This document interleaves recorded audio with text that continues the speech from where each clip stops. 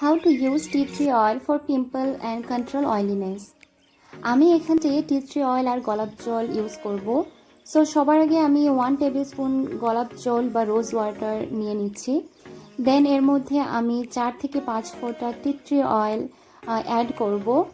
অবশ্যই tea tree oil কোনো কিছুর সাথে মিক্স করে দেন স্কিনে অ্যাপ্লাই করতে হয়, আদারওয়াইজ স্কিনে জ্বালা পোড়া করতে পারে।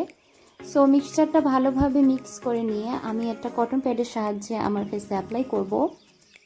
সো আমি এই কটন প্যাডটা দিয়ে আমার ফুল ফেসে টি ট্রি অয়েল আর গোলাপ জলটাকে অ্যাপ্লাই করে নিচ্ছি। এবং অবশ্যই আমরা এটা রাতে অ্যাপ্লাই করব এবং স্কিনটা ভালোভাবে ক্লিন করে নিয়ে দেন অ্যাপ্লাই করব।